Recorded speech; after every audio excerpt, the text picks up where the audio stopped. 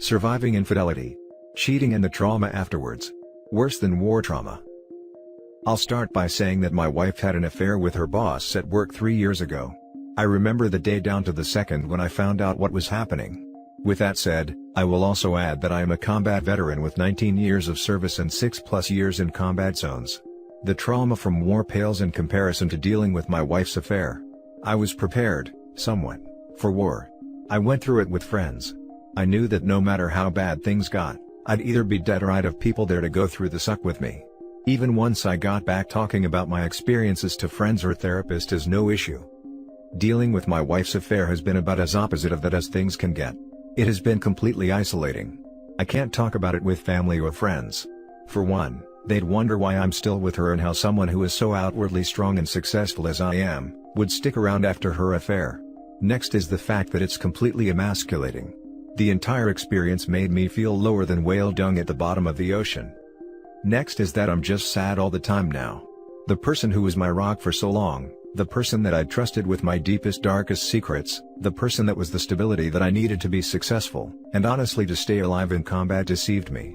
Not just deceived me, but betrayed my trust in the worst possible way imaginable. In the past when I was at my lowest points in life, my confidant was my wife. Now, she is the person that has caused me to be at my lowest point and she is the person I want to talk to. But I can't. Because she is the one that caused this to begin with.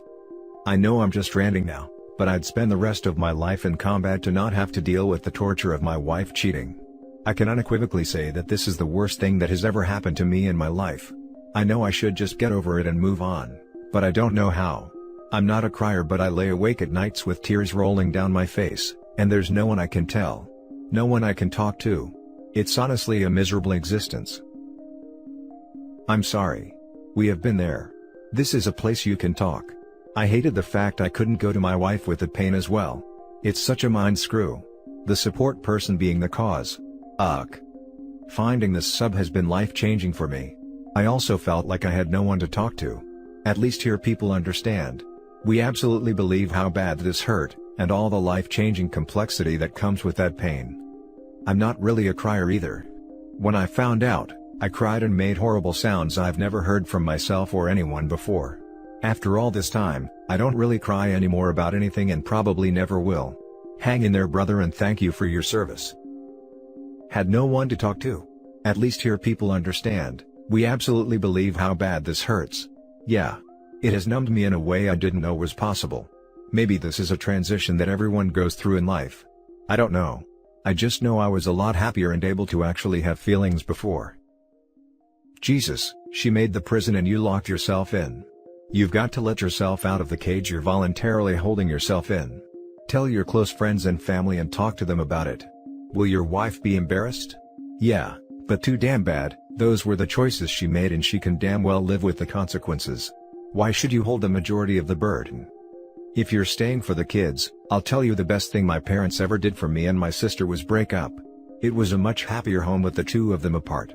If they grow up seeing two unhappy parents, they'll end up with the same relationship dynamic as adults, so you do better by them to go out and get into a healthy loving relationship so they can see what one is like. Same goes for your wife. If my parents had divorced, I'd probably have a much less messed up view of relationships, 100%. Staying together for the kids is BS of the most organic variety. 3 tours here. I was a fobbit, so no street cred. Although I did get yelled at when I got in an MRAP during a combined VBIED/ground attack. Long story. You do need to talk with somebody. Unit chaplain, fellow members of your unit with whom you were deployed, somebody. I'd wager you're not the only one going through this, although they might be silent about it as well, or not want to know. You should also speak to a non-military lawyer regarding your rights vis-à-vis divorce and a post-nuptial agreement if you remain together. There is no harm in individual counseling. TRICARE might cover that, I don't know. Now, this is going to seem harsh, but you need to hear this. Apologies in advance. 1. Never discount the possibility that this was not her only affair. 1a, cheaters only admit to what they think you know. This is known as trickle truth. 2. Paternity test your kids, if you have any. I'm not trying to plant seeds, but you need to be sure. 3. Marriage counseling. Be forewarned, you may find out more than you wish. Good luck, fellow soldier. Keep us posted. Truth is truth, and I appreciate you for it. As far as this being her only affair, I don't know. Looking back, it's very likely that she cheated when I was deployed. With that said, there were no indications that she cheated like there were this time. I've thought about this as well. On one hand, I doubt she'll just come out and admit it if it did happen. Not without any evidence. Also, I don't know what good there is in me searching and finding out.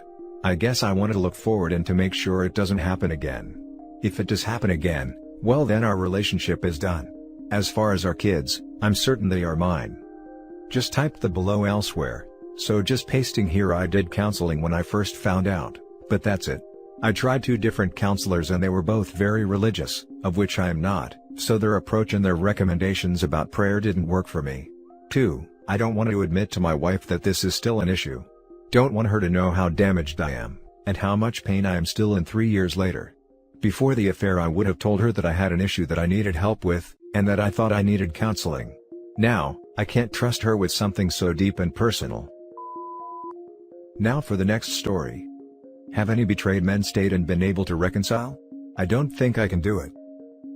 It's been 2.5 years since my 43 male wife, 43 female, had an affair. To say it was a surprise would be an understatement. I spent the first 6 to 12 months in a state of shock and disbelief. I tried to fix what happened, but what's done can't be undone. I have tried and she has tried, but the pain won't go away. It's a pain that is hard to describe. I've only experienced it once in my life, but it's been constant for 2.5 years. Nothing has felt the same since. Not holidays, birthdays, vacations. It's all been different. My vision of the future is blurry. That vision helped me push through difficult times. We have 3 kids and a life that we spent 20 years building. So, I decided I'd try to reconcile with her. That's what she wanted and she said was willing to do whatever it took to repair our marriage, or so she said at the time. Instead of feeling better, the pain and resentment have gotten worse with time. I'm afraid I have to remove myself from the situation if I want to heal. Are there any men on here that have successfully reconciled after their wife had an affair? I am beginning to think I'm not capable of getting past this, but I wonder if it's just me. I am asking about men because our society seems to have different views on affairs based on who cheats on who. I was even wrong in how I viewed affairs prior to this experience. I know it's hard on both men and women, but one seems to be more accepted by society than the other. Now for the top advice. The thing is, even after a successful reconciliation, you will never again look at your wife and see the woman she was before she cheated on you. Her cheating changed her as a person. You learned the hard way what your wife is capable of and are trying to love, trust and respect this new woman that she has become. Some people can do that, others not. Your old marriage died when she cheated and until now you weren't able to feel good in your new marriage with this new woman. Your old wife will never return, she is gone just like your old marriage. That is the reason why I never tried to get back together with my ex. She was no longer the woman I once fell in love with. I didn't want to live a life where I would always be afraid that she would do the same again. In theory, reconciliation is possible, but if you do it to get your old marriage back, then it won't work out. Reconciliation means to accept that your old marriage is dead and to build a new one. Stay strong. Thank you. It is hard to accept. I have an attorney and divorce looks bad for me given that she was a stay-at-home mom for the past 12 years. That sucks. The only thing I can tell you there is, that no money is worth it to stay unhappy. Sorry that you are in this situation. I hope this helps. I tried to fix what happened, but what's done can't be undone. Shouldn't that be she tried to fix what happened? Or at a minimum, we tried to fix what happened? But you're right, you can't go back in time and have your wife not spread her legs for another man. She made the choice to do so. Hence why she needs to fix your marriage. That's what she wanted and she said was willing to do whatever it took to repair our marriage, or so she said at the time. What do you want? Also, what has she done to repair your marriage? The last phrase sounds as if she is not fulfilling her end of the repair bargain. I am beginning to think I'm not capable of getting past this, but I wonder if it's just me. It is not just you. She broke your marriage. She betrayed her vows. She made the choice, multiple times, to betray you, your kids, your marriage. Other men feel the same. You are not alone in your feelings, nor are you wrong to feel the way you do. Because our society seems to have different views on affairs based on who cheats on who. Our society has a lot of double standards. 1. Meet with a lawyer, today. 2. Meet, if you are not already, with a therapist, today. 3. Do you have kids? Have you told them? 3a. Do your friends, her parents and your parents know? 4. What is the action plan for her to regain your trust, so that you can continue in the marriage, or at the very least, co-parent together in a civil manner? Keep us posted up. Feel free to reach out, either for support, or to ask questions. I feel the same. It's almost 3 years since D-Day, and I love her but I have so much resentment. I already talked about divorce, but she panicked when I bring that info about. I really believe we need divorce. For that 3 years I have some happiness, but I think about that every day. That it's no life to me. Statistically speaking, only around 15% of relationships reconcile and lead to healthy marriages. It's okay to admit it's not working out.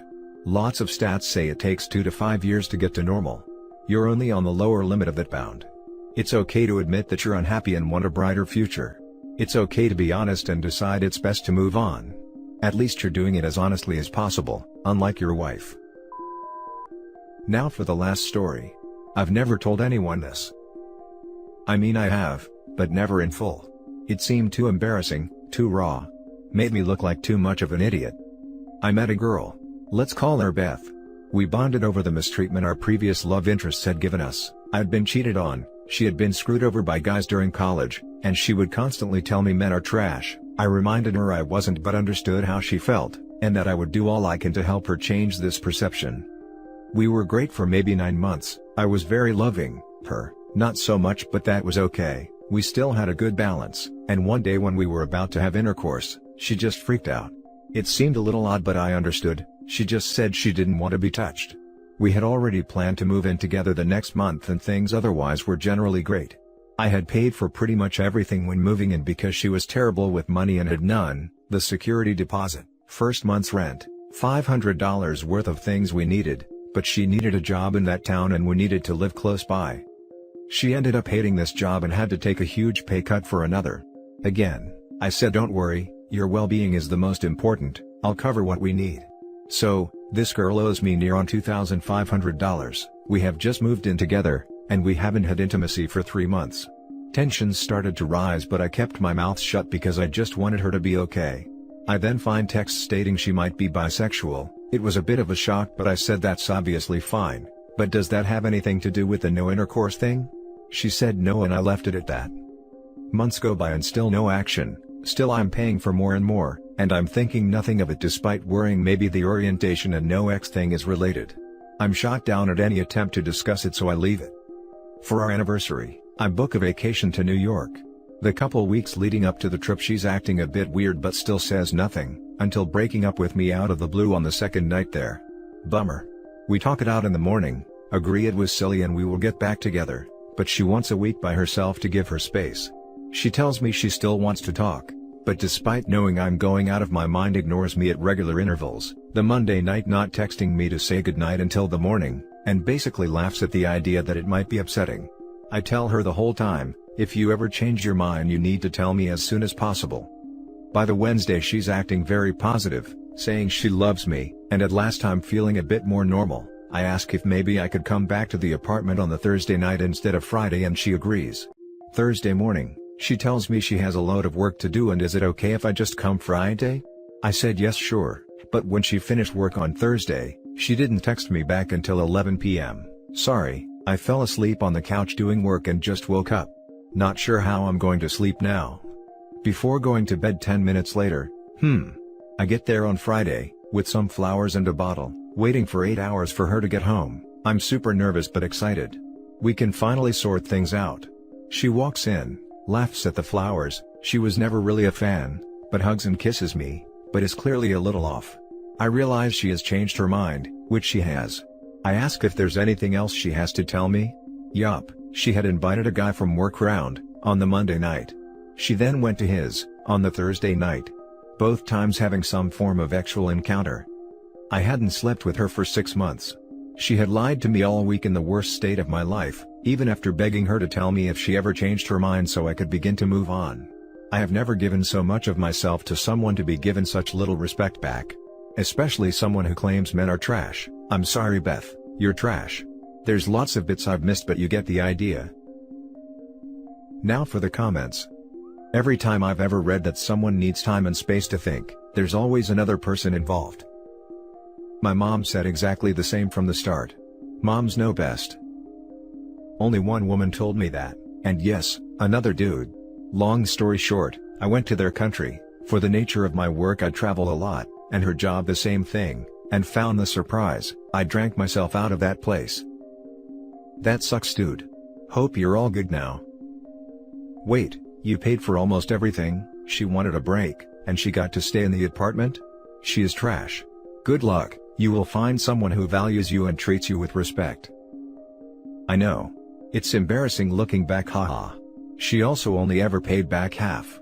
I'm with a great girl now, makes talking about the whole thing almost satisfying rather than painful now. There were so many red flags right from the start.